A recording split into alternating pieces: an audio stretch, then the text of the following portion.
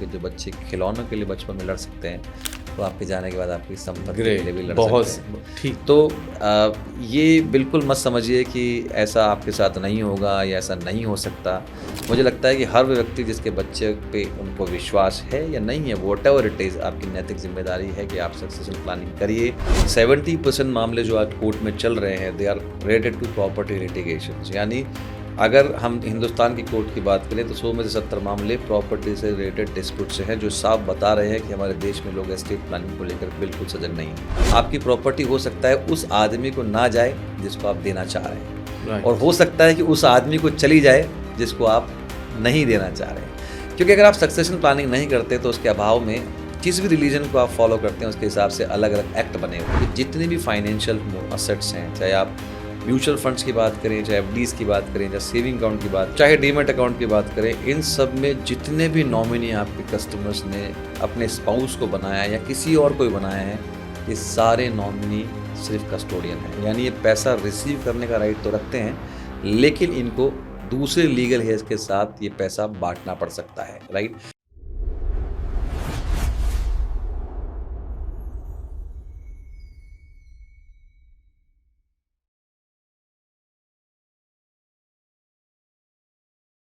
नमस्कार दोस्तों, मैं सुशांत आकर म्यूचुअल फंड्स देखो में आपका स्वागत करता हूं।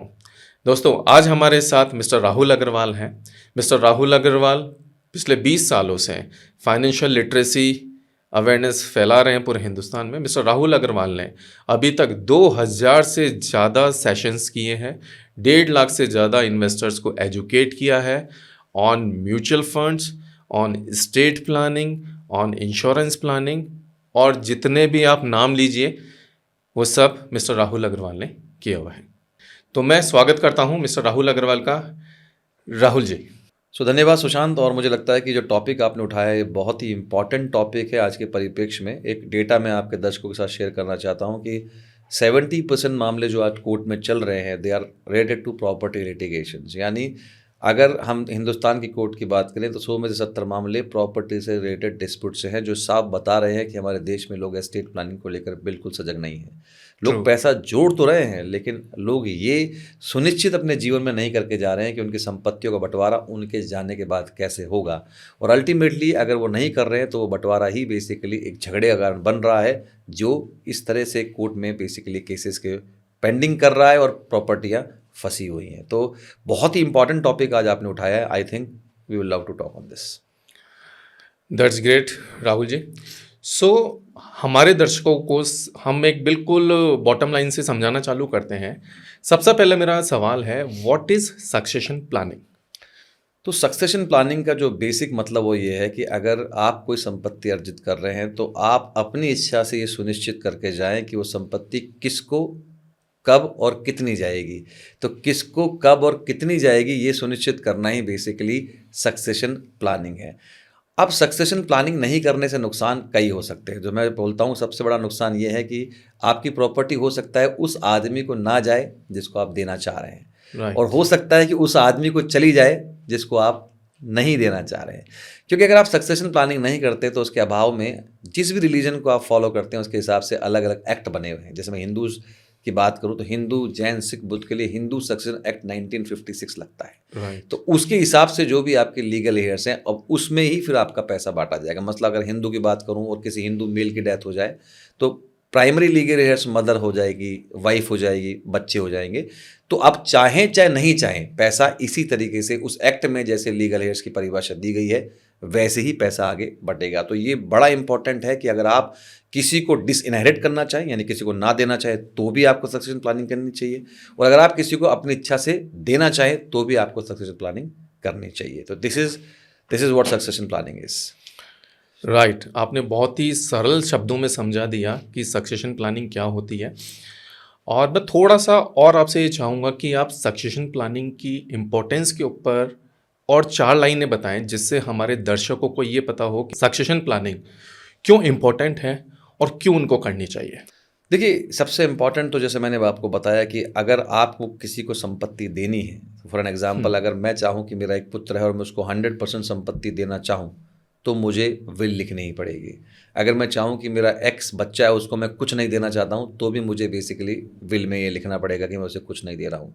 तो सक्सेशन प्लानिंग का सबसे इम्पॉर्टेंट रीज़न ये है कि आप किसको क्या देना चाह रहे हैं और किसको बिल्कुल नहीं देना चाह रहे, उसके लिए आपको प्लानिंग ही करनी पड़ेगी। और सक्सेशन प्लानिंग का जो सबसे बेसिक डॉक्यूमेंट होता है, जिसे आप जनरली विल के माध्यम से जानते हैं, that has to be written if you want to disinherit someone और if you want to give your 100% assets to someone, और कुछ हिस्सा अगर आप अपने हिसाब से देना चाहें। So that is very very important. So mister Rahul, हमने कई जगह देखा है, चाहे बैंक अकाउंट होते हैं, चाहे एफडीज होती हैं, म्यूचुअल फंड्स होते हैं, लाइफ इंश्योरेंस पॉलिसीज़ होती हैं, वहाँ पर एक नॉमिनेशन का कॉलम होता है। सो अगर किसी ए पर्सन ने नॉमिनी बनाए हुए हैं और उन्होंने अपना सक्सेशन प्लानिंग भी किया हुआ है, तो यहाँ पर क्या डिफरेंस होता है? नॉमिनी बनाने के बावजूद भी अगर वो सक्सेशन प्लानिंग लिखते हैं, तो दोनों में क्या डिफरेंस है? नॉमिनेशन कहाँ तक काम करता है, कैसे काम करता है, और सक्सेशन प्लानिंग उसको कैसे ओवररूट कर सकती है? सो बहुत ही रेलेवेंट क्वेश्चन पूछा है सुशांत आपने, क्योंकि इस क्वेश्चन के माध्यम से मुझे लगता है कि आपके जो निवेशक हैं वो बहुत जागरूक होंगे। बहुत ही इंपॉर्टेंट इन्फॉर्मेशन मैं देने वाला हूँ। जनरली जब मैं अपने सेशंस करता हूँ और लोगों से पूछता हूँ कि आप में से कितने लोगों ने अपनी वाइफ को अपने म्यूचुअल फंड फोलियोज में नॉमिनी बनाया हुआ है, तो जाहिर सी बात है इन जनरल हमारे देश में लोग वाइफ अपने हस्बैंड अपनी वाइफ को म्यूचुअल फंड्स फोलियो में नॉमिनी बनाते हैं, या एफडी में बनाती है, या कोई भी फाइनेंशियल एसेट्स में है। बट जब मैं उनसे पूछता हूँ कि आप में से कितने लोग ये मानते हैं कि जो नॉमिनी आपने वाइफ को बनाया है वो आपके जाने के बाद फाइनल ऑनर है, यस, तो बहुत सारे लोग बोलते हैं कि हाँ वही ऑनर है। कुछ लोग कंफ्यूज नज़र आते हैं, लेकिन सही जवाब किसी के पास नहीं होता। तो प्लीज़ अंडरस्टैंड, और ये मैं आपके दर्शकों को बताना चाहूँगा कि जितने भी फाइनेंशियल असेट्स हैं, चाहे आप म्यूचुअल फंड्स की बात करें, चाहे एफडीज़ की बात करें, चाहे सेविंग अकाउंट की बात, चाहे डीमैट अकाउंट की बात करें, इन सब में जितने भी नॉमिनी आपके कस्टमर्स ने अपने स्पाउस को बनाया या किसी और को बनाया है, ये सारे नॉमिनी सिर्फ कस्टोडियन हैं। यानी ये पैसा रिसीव करने का राइट तो रखते हैं, लेकिन इनको दूसरे लीगल हेज के साथ ये पैसा बांटना पड़ सकता है, राइट। सो नॉमिनी सिर्फ एक कस्टोडियन है जो पैसा रिसीव करने का राइट रखता है, लेकिन वो पैसे का ऑनर नहीं बन जाता। अब सवाल ये भी आ सकता है कि यहाँ ऑनरशिप बनने के लिए या रखने के लिए क्या करना पड़ेगा। तो आपके क्लाइंट को बेसिकली, अगर मान लीजिए म्यूचुअल फंड में नॉमिनी बना दिया है, तो उसी नॉमिनी को विल में बैकअप करना पड़ेगा कि मेरे जाने के बाद जो एक्स नॉमिनी है वो ही मेरे पैसे का मालिक बन जाएगा। तो मेरे हिसाब से ये भ्रांति निवेशकों को दूर करनी चाहिए कि nominee is owner, nominee just a custodian. और अगर आप उसी नॉमिनी को अगर मालिक बनाना चाह रहे हैं तो प्लीज़ विल लिखिए और विल से बैकअप करिए। This is very very important. अब अगला सवाल ये आता है कि सक्सेशन प्लानिंग करें कैसे? दूसरा एक बहुत इंपॉर्टेंट, मतलब सभी में हमारे दर्शकों की ये क्वेरी रहती है कि आखिर हमें सक्सेशन प्लानिंग करनी कब चाहिए, किस एज में करनी चाहिए? सुशांत, लोग मुझसे भी पूछते हैं कि पहला विल कब लिखना चाहिए, सक्सेशन प्लानिंग मैं कब करूं। तो जनरली मैं, मान लीजिए मैं सीनियर सिटीजन से मिलता हूं या 40+ लोगों से मिलता हूं, तो मैं उनसे एक छोटा सा सवाल पूछ लेता हूं कि आपका डेट ऑफ बर्थ क्या है, लिखिए। तुरंत लिख देते हैं लोग। फिर मैं उनसे पूछता हूँ कि आपका डेट ऑफ डेथ क्या है। No answer. कैसा सवाल पूछ रहे हैं सर आप, right. So when you don't know when you are going to die, I think probably this is the right time to write a will. तो जब आपको पता ही नहीं है कि मृत्यु क्योंकि ऐसी अनिश्चित चीज़ है, इसलिए मुझे लगता है कि जब आप 40+ हो जाएं और आपके ऐसे साइजेबल असेट हो, और साइजेबल असेट अगर आपके 40+ पहले भी हो जाए, तो भी आपको विल पहला डॉक्यूमेंट जरूर रेडी कर देना चाहिए। और एक बात और समझिए, कभी भी कोई विल फाइनल नहीं होती। आप बाद में भी उसे अमेंड कर सकते हैं। बाद में मान लीजिए आपकी संपत्तियों में बदलाव हो गया, आपके बेनिफिशियरी बदल गए, तो आप अमेंड कर सकते हैं, नहीं तो आप दूसरी विल भी लिख सकते हैं उसे बेसिकली नष्ट करके। तो विल लिखने का प्रावधान आपके पास तब तक है जब तक आप जीवित हैं। कितने भी विल लिखिए पुरानी को आप खत्म करके, right. But yes, when you have a sizable asset after 40, I think you should prepare your first document. This is my message.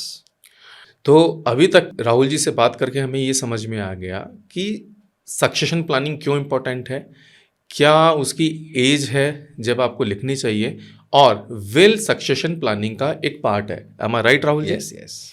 Okay, तो अब हम डायरेक्टली विल पे आते हैं, because I guess will is the most important document of succession planning.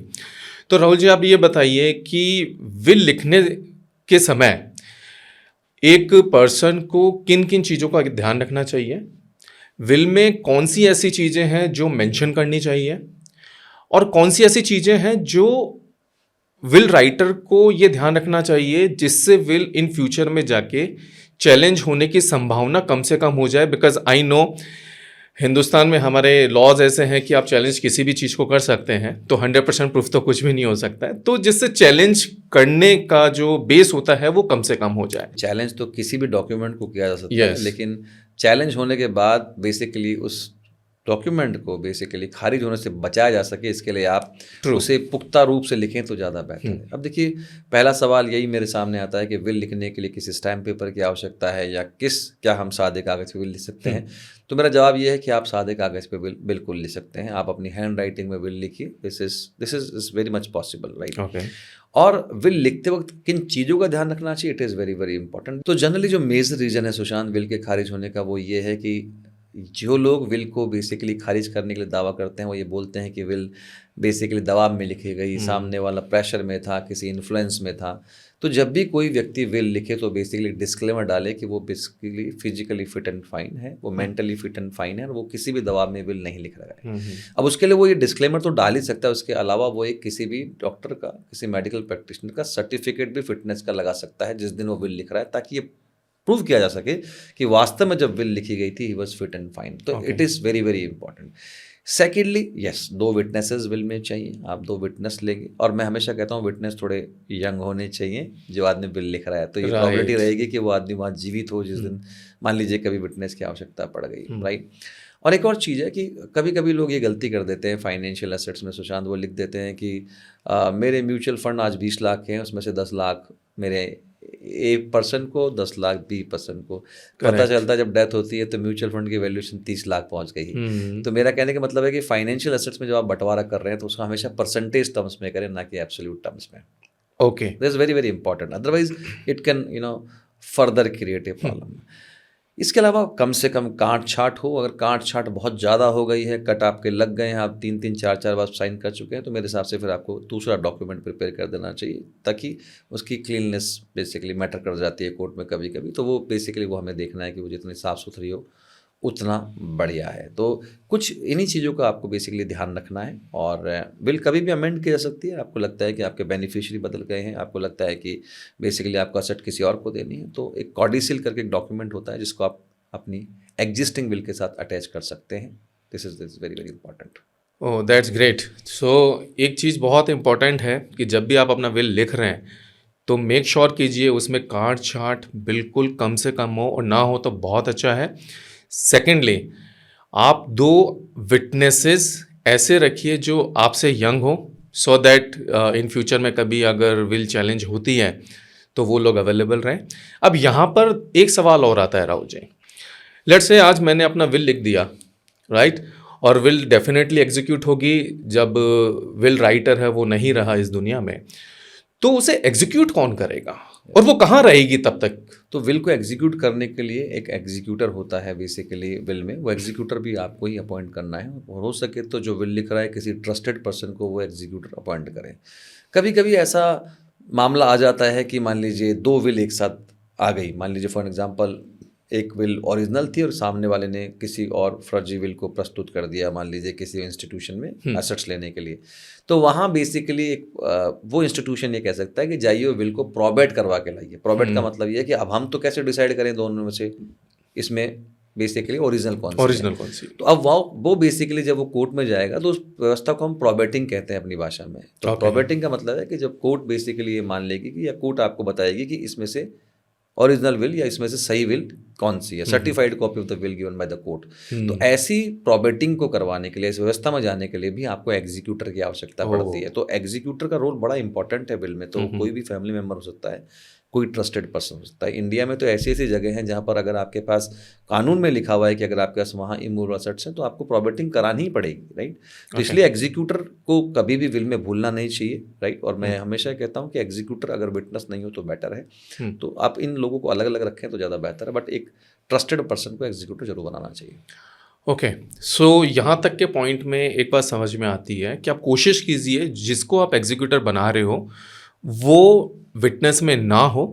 And secondly एक और चीज़ होती है कि मान लीजिए विल राइटर से पहले ही एग्जीक्यूटर नहीं रहे, तो क्या ऐसा कुछ प्रावधान है कि हम 2 या 3 एग्जीक्यूटर बना सके? डेफिनेटली आई मीन आप अब जब भी आप विल लिख रहे हैं तो आप सक्सेसिव एग्जीक्यूटर अपॉइंट कर सकते हैं। अगर एक नहीं रहा तो बी और बी नहीं रहा तो C, basically right. Okay. So that is what you can do. इस सिचुएशन में आपका जो अगर एक एग्जीक्यूटर नहीं रहता तो ऑटोमेटिकली बी पे वो रिस्पॉन्सिबिलिटी आती है। आप जॉइंट एग्जीक्यूटरशिप भी दे सकते हैं। तो देर आर सेवरल वेज जिससे आप ये इस तरह की सिचुएशन को अवॉइड कर सकते हैं। सो राहुल जी, एक क्वेश्चन मेरे दिमाग में और आता है, जैसे आपने कहा कि जितना जल्दी से जल्दी हो सके आप अपना सक्सेशन प्लानिंग कर लीजिए। तो डेफिनेटली कोई भी पर्सन है जो यंग एज में सक्सेशन प्लानिंग करता है, विल अपनी राइट करेंगे तो उनके छोटे छोटे बच्चे होंगे जो कि माइनर होंगे, और हो सकता है कि कभी इन फ्यूचर में उस पर्सन के बच्चे हों। तो यहाँ पर मेरा ये सवाल है कि अगर मान लीजिए जो माइनर बच्चा है उनको पेरेंट्स या कोई भी व्यक्ति अपने विल में कुछ देना चाहता है, तो उस केस में जब तक बच्चे 18 साल के नहीं होंगे तो प्रॉपर्टी कैसे ट्रांसफ़र होगी, और वो व्यक्ति कौन होगा जो बच्चे जब तक 18 साल के नहीं होते तब तक उस प्रॉपर्टी की देखभाल करेगा, जिससे वो स्मूथ ट्रांजिशन हो जब बच्चे माइनर से मेजर हो जाएं। देखिए हमारे देश में जो एज है कॉन्ट्रैक्ट करने की वो बेसिकली 18 ईयर्स ऑफ एज है। तो 18 साल से पहले ना बेसिकली आप उस प्रॉपर्टी को सेल नहीं कर सकते, वो अधिकार आता नहीं है किसी व्यक्ति के पास। तो ऐसे स्थिति में जब प्रॉपर्टी मेजोरिटी पे जाएगी उस वक्त तक कोई ना कोई गार्डियन रहना चाहिए। तो विल में उल्लेख करना पड़ेगा बिल्कुल क्लियर कि ऐसा कोई व्यक्ति कौन होगा जो बच्चे की मेजोरिटी तक उस प्रॉपर्टी का गार्डियन बन के रहेगा। और ये बहुत इंपॉर्टेंट है, जिससे ये तकलीफ नहीं आएगी और वो उसके बाद बच्चा उस प्रॉपर्टी का हकदार बन जाएगा। उसके बाद ही इज़ कॉम्पिटेंट और she is competent to contract. Okay, so यहाँ पर एक चीज़ और मैं ऐड करना चाहूँगा, आप बताइएगा कि वो सही है या गलत है, कि जब हम विल लिख रहे हैं तो जो भी बेनिफिशियरी होंगे इन फ्यूचर में, या जो भी विटनेस हैं या जो भी एग्जीक्यूटर हैं, तो आप क्या ये सजेस्ट करेंगे जब उनका नाम और एड्रेस लिख रहे हैं तो उसके साथ में उनका कोई आइडेंटिफिकेशन नंबर भी लिख दिया जाए, जैसे आधार के लास्ट के 4 डिजिट्स या उनका पैन कार्ड नंबर? कभी कभी ये नहीं लिखना और प्रॉपर नहीं लिखना बड़ी मुश्किल का सबब हो सकता है। और मैं हमेशा ये बात दोहराता हूँ अपने सेशंस में भी कि आप जो भी प्रॉपर्टी सामने वाले को दे रहे हैं, जैसे मान लीजिए फॉर एग्जांपल मैं कोई मकान दे रहा हूँ, तो आप ये लिखिए कि ये मकान जो कि यहाँ स्थित है, इसका नंबर ये है, कॉलोनी का नाम ये है। यानी प्रॉपर्टी की डिटेल और प्रॉपर्टी को लेने वाले की डिटेल जितनी एलोबरेटिव रहेगी उतना अच्छा।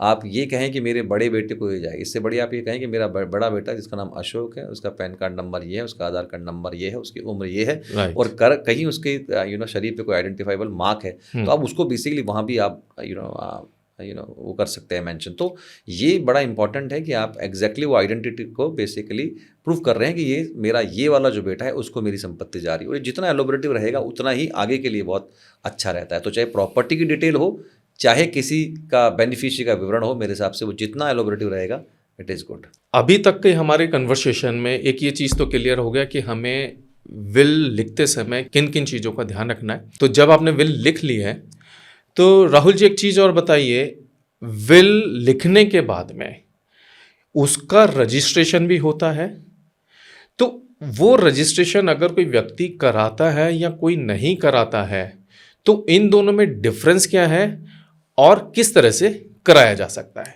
जनरली लोग मुझसे पूछते हैं कि क्या रजिस्टर्ड विल चैलेंज हो सकती है क्या। तो सबसे पहले तो मैं आपके दर्शकों को बताना चाहूँगा कि विल चाहे रजिस्टर्ड हो चाहे अनरजिस्टर्ड हो, कुछ भी चैलेंज हो सकता है। चैलेंज वो किसी भी कंडीशन में हो सकती है। ये बड़ा इंपॉर्टेंट है क्योंकि ये बड़ा मिथ है लोगों के दिमाग में। अब सवाल ये आता है कि रजिस्ट्रेशन कराना क्या मैंडेटरी है, बिना रजिस्ट्रेशन कराई विल क्या वैलिड है या नहीं। तो मैं आपको बता दूं कि रजिस्ट्रेशन कराना हमारे देश में कानून के हिसाब से ऑप्शनल है। अगर आप रजिस्ट्रेशन कराते हैं तो भी ठीक और नहीं कराते हैं तो भी ठीक, क्योंकि रजिस्ट्रेशन अगर आपने नहीं कराया तो इसका मतलब ये नहीं कि विल वैलिड नहीं है। लेकिन अगर आप विल का रजिस्ट्रेशन कराते हैं तो ऑथेंटिसिटी बढ़ जाती है। उसका रीज़न ये है कि विल के रजिस्ट्रेशन कराने के लिए जो लिख रहा है, जिसे हम टेस्टेटर कहते हैं, वो खुद बेसिकली रजिस्ट्रार ऑफिस जाएगा, 2 विटनेसेस भी साथ जाएंगे। तो वो सिचुएशन में बेसिकली कोर्ट में ये प्रूव करना आसान हो जाता है कि जी सामने वाले ने ही ये विल लिखी थी। तो ऑथेंटिसिटी बढ़ जाती है, राइट, फॉर श्योर बढ़ जाती है। और मैं ये बिल्कुल एडवाइस करूंगा आपके दर्शकों को कि प्लीज़ अगर आप विल लिख रहे हैं तो प्लीज़ प्लीज़ प्लीज़ विल को रजिस्टर कराइए। बहुत सिंपल प्रोसेस है। जहां आपके फ्लैट के मकान के रजिस्ट्रेशन हो रहे हैं वहीं इनका भी रजिस्ट्रेशन होता है और बहुत ही कम दाम में, राइट। सो प्लीज़ डू, क्योंकि अल्टीमेटली बहुत बड़ी रिस्पॉन्सिबिलिटी है आपकी जो आप निभा रहे हैं। तो उसे पुख्ता तरीके से निभाइए ताकि आने वाली जनरेशन को समस्या कम से कम हो। जब भी हम अपने मिलने वालों से या जिन कभी कुछ लोगों से बात करते हैं और हम उनको ये कहते हैं कि क्या आपने आपके सक्सेशन प्लानिंग किया या आपने आपका विल लिखा, तो वो हंसते हुए बोलते हैं, अरे हमें क्या ज़रूरत है, हमारे बच्चे तो वेल सेटल्ड हैं, मैच्योर हैं, सब में बहुत प्यार है, बहुत बनती हैं, वो सब अपने आप सेटल कर लेंगे, तो हमें कोई ज़रूरत नहीं है। तो इसके बारे में आप थोड़ा सा हमारे दर्शकों को समझाइए कि ये जो उनका जवाब है ये किस तरह से फ्यूचर में तकलीफ दे सकता है। ये तकलीफ दे नहीं सकता, सुशांत, ये तकलीफ दे रहा है। और मैं आपको बताऊं कि सक्सेशन प्लानिंग नहीं होने की दशा में सबसे बड़ा नुकसान, प्रॉपर्टी तो खैर बढ़ ही नहीं रही है, लेकिन सबसे बड़ा नुकसान ये है रिलेशनशिप भी ख़त्म हो रही है। करेक्ट। जब मैं आपको बोल रहा हूँ कि 70% मामले कोर्ट में प्रॉपर्टी लिटिगेशन से जुड़े हुए हैं, तो आप समझिए कि किस सिचुएशन में हम हैं और हमारे देश का जो सामाजिक ताना बाना है वो कैसे बदल रहा है। तो मेरा मैसेज आपके उन सभी दर्शकों को है जो ये मानते हैं कि उनके बच्चे इस वक्त इस सिचुएशन में है कि मतलब उनको ये सक्सेशन प्लानिंग की आवश्यकता नहीं है। तो मैं एक छोटा सा एग्जांपल हमेशा लेता हूँ और ये बोलता हूँ कि जो बच्चे खिलौनों के लिए बचपन में लड़ सकते हैं, वो आपके जाने के बाद आपकी संपत्ति के लिए भी लड़ सकते हैं। ठीक। तो ये बिल्कुल मत समझिए कि ऐसा आपके साथ नहीं होगा या ऐसा नहीं हो सकता। मुझे लगता है कि हर व्यक्ति जिसके बच्चे पे उनको विश्वास है या नहीं है, व्हाटएवर इट इज़, आपकी नैतिक जिम्मेदारी है कि आप सक्सेशन प्लानिंग करिए। यकीन मानिए इसका सबसे बड़ा फ़ायदा ये होगा कि आपकी प्रॉपर्टी आपकी इच्छा से बटेगी और आपके बच्चे भी आपको कोर्ट में झगड़ते हुए कभी नज़र नहीं आएंगे। तो this is very very important, so please do your succession planning whatever your family situation is। तो राहुल जी, आपने इस टॉपिक के ऊपर, हालांकि ये टॉपिक ऐसा है कि इसके ऊपर पूरे दिन भी बात की जाए तो कम है, और आपने बहुत ही अच्छी तरह से और बहुत ही कम शब्दों में हमारे दर्शकों को ये बताया कि सक्सेशन प्लानिंग क्यों इम्पोर्टेंट और विल कैसे लिखी जा सकती है। सो राहुल जी, आपका कीमती समय देने के लिए बहुत बहुत धन्यवाद। और आपने जो इतने अच्छी इन्फॉर्मेशन हमारे साथ शेयर की है, तो मैं ज़रूर चाहूँगा कि राहुल जी आप इसी तरह से हमारे शो पे आते रहें और आपकी नॉलेज हमारे दर्शकों को देते रहें, जिससे सभी बढ़ें, सभी का विकास हो। Thank you Sushant ji, pleasure is all mine, thank you so much. तो दोस्तों, आज का एपिसोड हम यहीं समाप्त करते हैं। सक्सेशन प्लानिंग और विल प्लानिंग का ये जो चैप्टर है वो बहुत बड़ा है। अगर आपको लगता है कि किसी और टॉपिक के ऊपर या इसी टॉपिक के ऊपर आपके कुछ सवाल हैं और हम अगला एपिसोड इसी टॉपिक पे बनाएं या किसी और टॉपिक पे बनाएं, तो आप हमारे कमेंट सेक्शन में ज़रूर लिखिए। Till then, good bye.